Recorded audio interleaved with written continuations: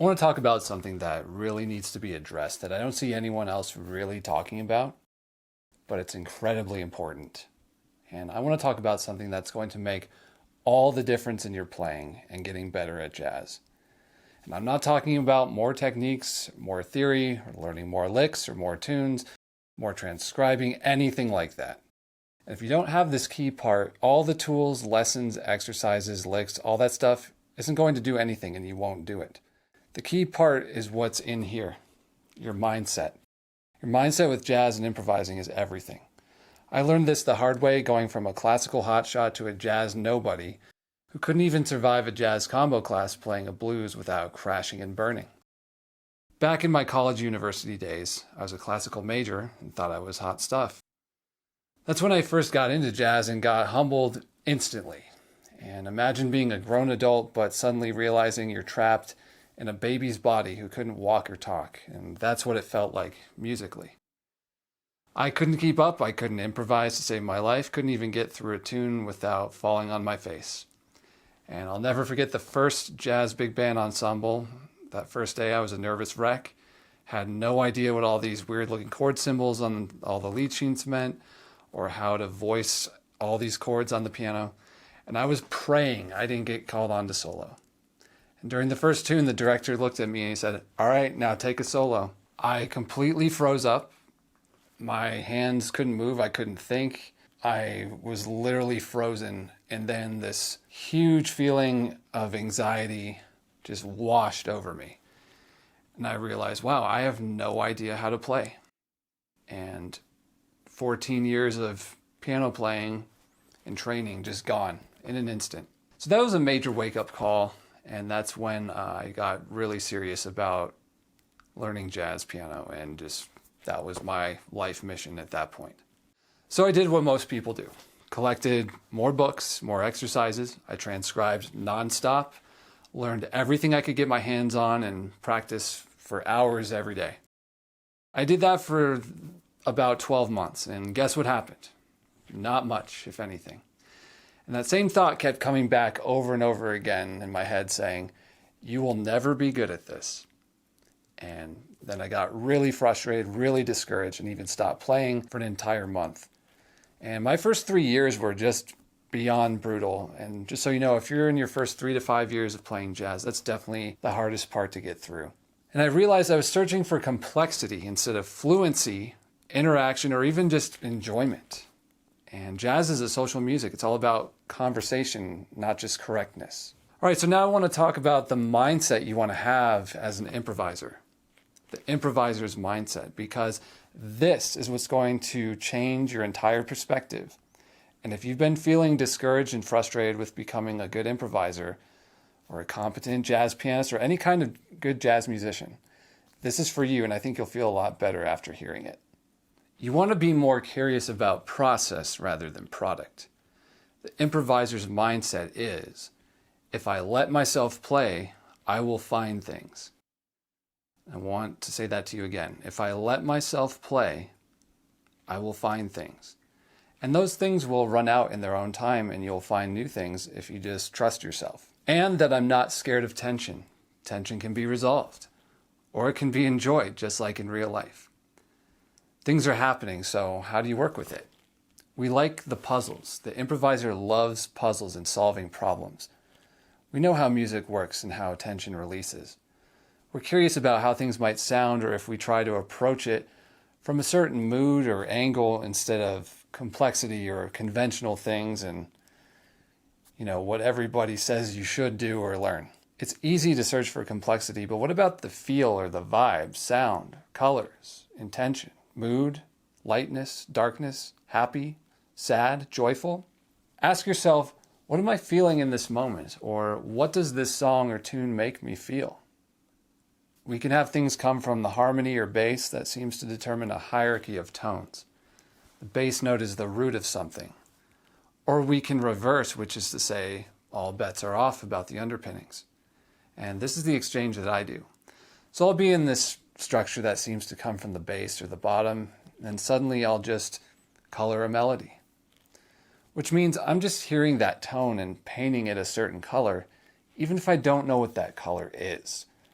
So that reversal frees me, because otherwise I'm always having to keep form from the bottom. The melody and rhythm fuel most things. It frees us up from memorization and all these difficult things all the time. Maybe I'll do this for a while. Let's see what happens if I follow this out. Or maybe not. There's all these forgiving exits. You don't have to stay fitting in the grid all the time because, I don't know, it's just not that exciting to me. I can do it. But even now, my brain might go, where does this go, or how does this part go again? Well, I don't know exactly, but I know that I hear this tone and I'm going to make a color. The improviser says, big deal. I don't know where I am, but I'm going to take this street and this avenue instead. I'm still going to get to the same place as I was going. What happens if I try this? Let's find out. Improvisers have courage because the goal is not the thing that we're after. We want an experience. We want to hear something. We want to have something happen instead of it has to be done or played this specific way or else it's not true jazz. We don't have to compare our image of how we were before. Our image as an improviser is just an instinct towards something or some desire for an experience. Not it has to be like this and doesn't match up, because then you're always sad a lot of the time or frustrated. Or you're always questioning or going back and forth about, can I maintain this perfection that I'm trying to do? So you must go forward. You can't go back. Was that what I wanted? Well, that's already gone. Who cares? Nobody cares. No one even knows but you. So if you don't care, then no one cares. Do you think the guy sitting next to you on the jam session cares or is going to stop if you make a mistake or mess up?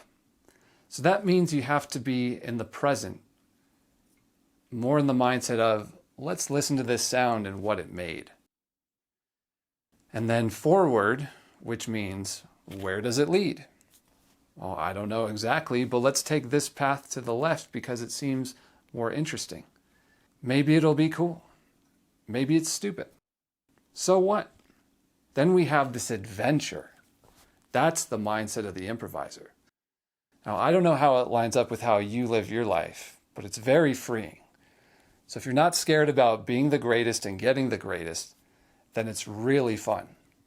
And it can be profound because your instincts of the way you do things are very specific to you. And they get more refined over time. We start using our instincts better when we try them. If we never use them, then we don't find out anything and we don't get more skillful. It relies on your instincts, and over time you get sharper about what you can add and what you can leave out.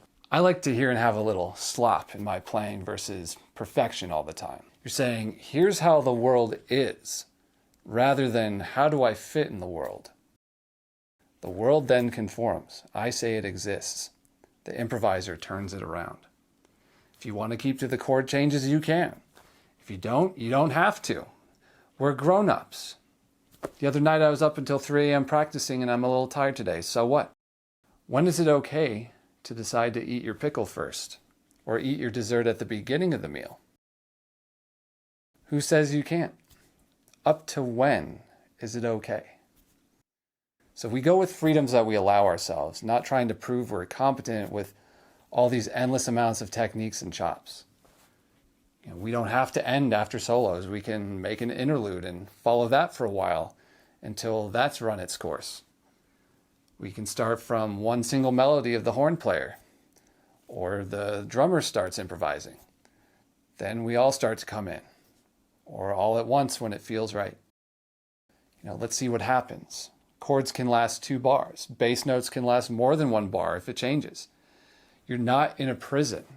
It's 2025. We have more liberties.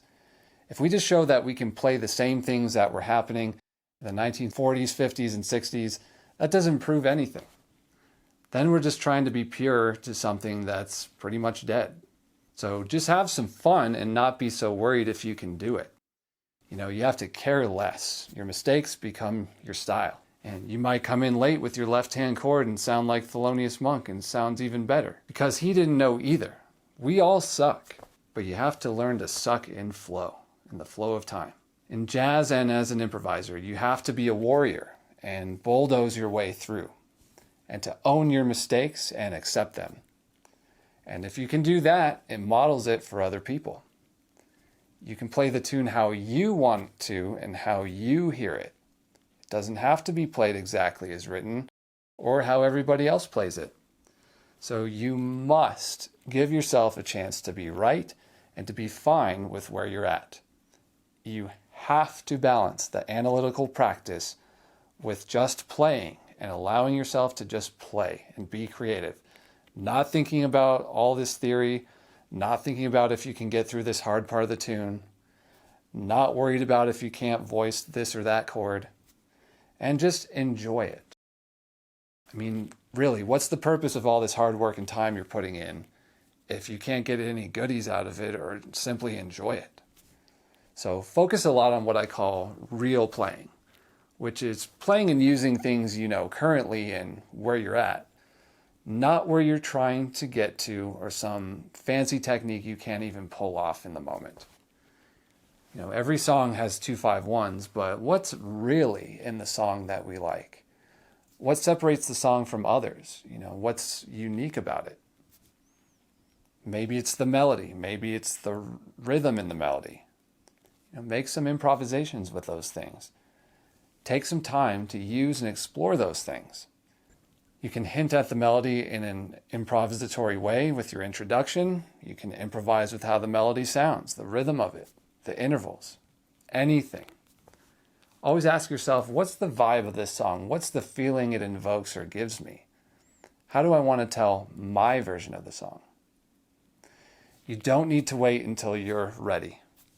You have to start seeing yourself as the kind of player who can play the music you want to play right now. Yes, some people are naturally more talented at jazz, just like some people are more naturally athletic than others. Some are better at math, better at being social. But even the pros will tell you that talent will only take you so far. Mindset, putting in the work and time, takes you the rest of the way. If I could go from ground zero at age 20 to moving to Los Angeles, holding my own on the bandstand, recording albums, composing my own tunes, and getting respect from other jazz piano pros, then you can too. And I want you to know you absolutely can do this. I know you can do this. And I want you to know that I truly do believe in you, and it will happen for you if you just keep going. Thanks for watching, and I'll see you in the next video.